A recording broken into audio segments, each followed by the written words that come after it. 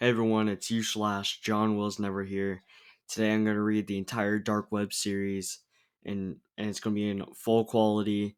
I wrote these three parts a long time ago, so there's obviously going to be some spelling mistakes and stuff, but other than that, it's going to be really good. So I'm going to begin now. Diary of a Wimpy Kid, Dark Web by you slash Johnwasnever. August, Wednesday. Something really interesting happened today. At school, Albert Sandy was saying some random things as usual, but today, something caught my attention. He was talking about something called the dark web, and how you can get really easy cash on it by doing crazy things. There are consequences like people kidnapping or even killing you. Knowing myself, I would obviously go for the gold, but that last part really set me off. Is it really worth getting money? I'll just see about this myself. The first thing I did when I got home was get on the computer. After some research, I found it. Another thing I found out is that it's not a piece of cake getting that money. The first thing I've got to do is sell someone to the black market. And of course, no one is going to want to do that. But I have a few tricks up my sleeve. Ready to go to the North Pole? Thursday. $15,000. Maybe it is this easy. I have so much money now that I don't know what to do with. The only problem is that mom or dad might find out about Manny. Well, first of all, I don't think dad would care at all. So my main problem is mom. But I don't have to worry anymore. Since I had gotten all that money, I guess you can say I'll be paying Shrog from now on. Uh, Ploopy? Friday. Time to let the secret out. I'm wealthy now. I just pulled out some of my green paper and everyone started sucking up to me. The same day, I went up to Albert Sandy to ask about more advice. With the bit of information he gave me, I'm going to make more than a lousy $15,000. The first thing I did after school was go to Rowley's house. My plan is this: when he's not looking, I'll put up a secret camera, stream it, and see if I can get any donations. Let's just say my plan was a success. Saturday. The next day, I checked the stream and it has over 17,000 people watching it. At the end of the day, I had over $50,000. Then I had gotten a text from someone. Hey, can I kill this kid? Do what you want, he's not mine. Cool. Also, I'll buy another one from you for $1.5 million. First of all, if you don't know who James is, he's the guy who sold me money. Second of all, of course I accepted the offer. Who would turn down $1.5 million? Also, who am I going to sell now? I guess I had the feeling of selling Fregley. I don't really care much about him, but if it's making me cash, then I don't care. So I sent James to his address. Sunday. I went up the street and hid behind the bushes in Fregley's front yard so I can get a look at this James character. And surely enough, he came.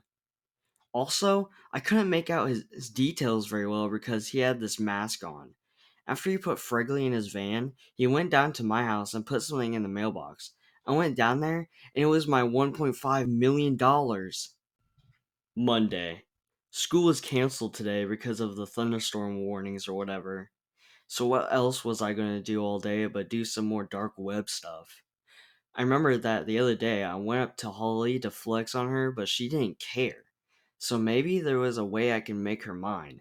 And fortunately, there is. And so I hired a random person off of a website to bring her to me against her will. Seems fair to me. A few hours later, I heard a knock at the door, so I answered it, and I could not believe what I saw. Help me! That's when I realized that what I'm doing is messed up. I'm so freaked out that all I did was leave her out there. I don't want to do this anymore. Tuesday. Oh, I forgot about Holly. I ran outside and I was too late. Apparently, Mom thought it was another trash bag. I guess there's nothing to do now. She's gone forever. Wednesday. I don't want to do this anymore. Today I texted James that I was done selling him stuff, but he texted me something that I didn't expect. Meet me behind Papa Tony's. Okay, I know it might not be the smartest idea, but after doing business together, I think I can trust him. Later that night, I snuck out and went behind Papa Tony's just like he said, and there he was. I thanked him for helping me get that money, then I asked him why he wanted me to come here. He said that he had something in the back of his van that he wanted to show me. So he got out and we walked to the back of his van. But as soon as he opened the door, he grabbed the collar of my shirt and threw me into the truck. Talk about bad service. So now here I am in the back of a creepy guy's van, driving down the road going who knows where. Who knows what awaits me. To be continued. Diary of a Wimpy Kid, Dark Web, Part 2. Shipped Away by you/Johnwasnever. Maybe about 30 to 40 minutes after I was thrown into a van by James, probably not his real name, we arrived at the abandoned building. After James got out and opened the doors, I tried to make my escape, but he tased me. Then he said, "Please, don't make this hard." I don't want to be tased again, so I just did as he said. We walked inside of the building and then into a room, and he told me to sit down. He pulled out his phone and called someone, saying, "He's here." After James hung up, it got really quiet. I asked him what that phone call was about, and he said that he had to call his boss. Then I asked him what this place was and what his boss was going to do to me, and he said that he didn't know. I was still really confused on why he would do this to me because I trusted him. So I asked him why he kidnapped me. All he said was this: "If you don't shut up, I'm going to tase you again or worse." I decided to keep my mouth shut. I guess that was a good idea because his boss walked in, and I couldn't believe who it was. "Hey, Greg!"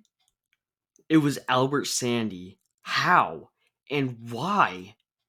I must have been dreaming, so I told James to tase me again, and he did. This wasn't a dream. I asked Albert where I was, and he said it was his headquarters.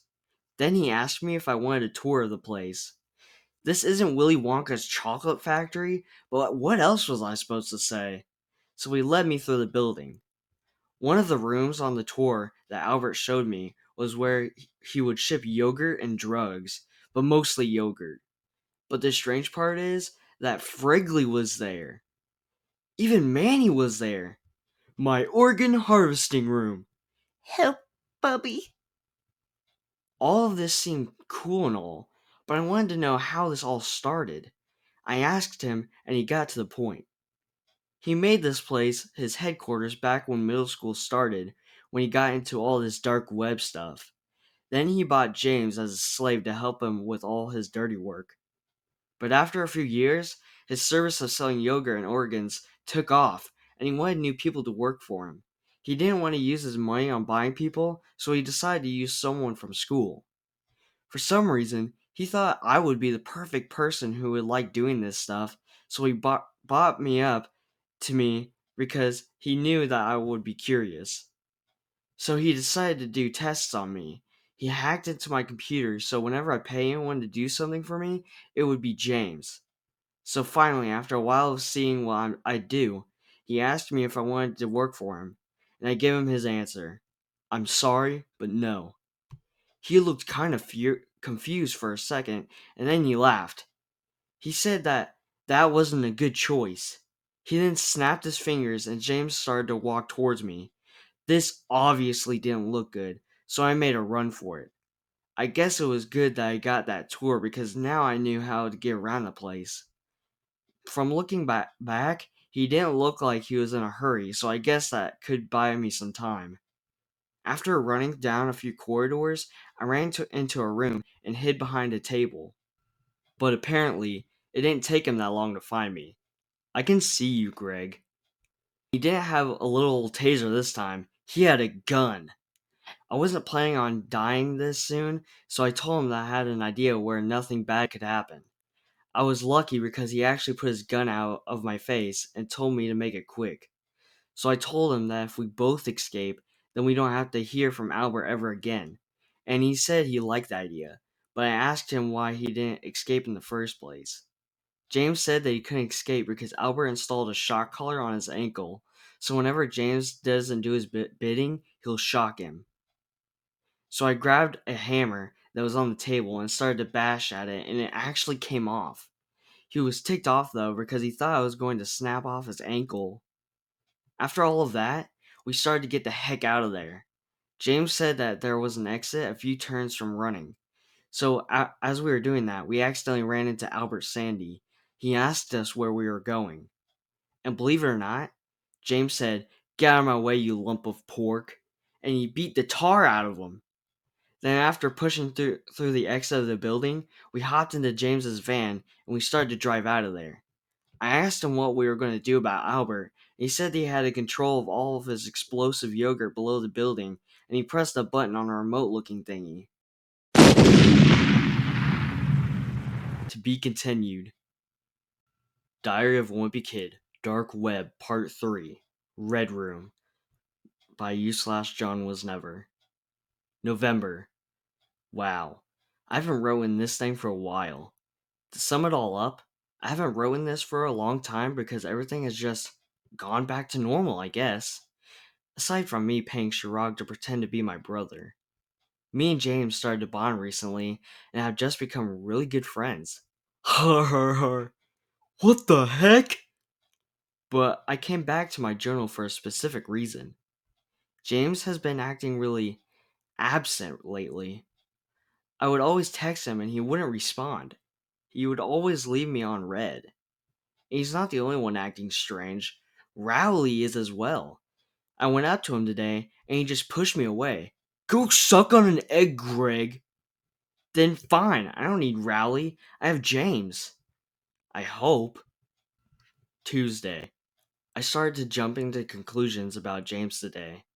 I'm thinking, what if this has to do with Albert? But that's impossible. He's dead. Yeah, he has access to different and illegal things, but I don't think he could find something to make him immortal. So I'm gonna go up to his blown up HQ to see if I can find anything. But there's a problem. How do I get there? I asked Sirag if he had any ideas, and he said that he knows a guy who can get us a car. How do you know about this guy? You don't want to know. Uh-huh. Anyway, Sirag brought me downtown behind a sketchy building, and I met this guy that Sirag was talking about. His name was Donamick. What are you doing back here, shrimp? I'm here to get the car. Boss said I could use it if I wanted. After getting all of that out of the way, we got into the car and started driving to Albert's destroyed HQ. You might be wondering, how do I know where it is? Well, it's quite simple. When me and James were friends, he told me where it was, a few miles away from Plainview. When we got to the HQ, it was nothing but rubble. Well, besides the giant piles of yogurt everywhere.